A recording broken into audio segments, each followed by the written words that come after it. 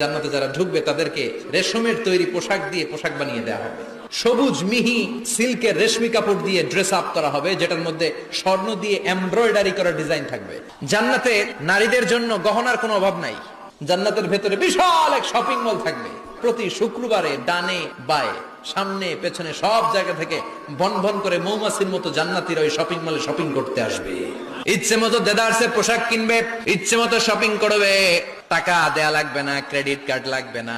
এবার জান্নাতের আবহাওয়া সম্পর্কে জানি। জান্নাতের ভেতরে জান্নাতীরা সূর্যের প্রচন্ড তীব্রতাও পাবে না, আবার শীতের কারণে কষ্টও পাবে না। দুইয়ের মাঝামাঝি চমৎকার আনন্দ ঘন নাতিশীতোষ্ণ একটা পরিবেশ আমি জান্নাতে করে দিয়েছি। পুরুষদের জন্য আল্লাহ তাআলা জান্নাতের হুরদের ব্যবস্থা করেছে।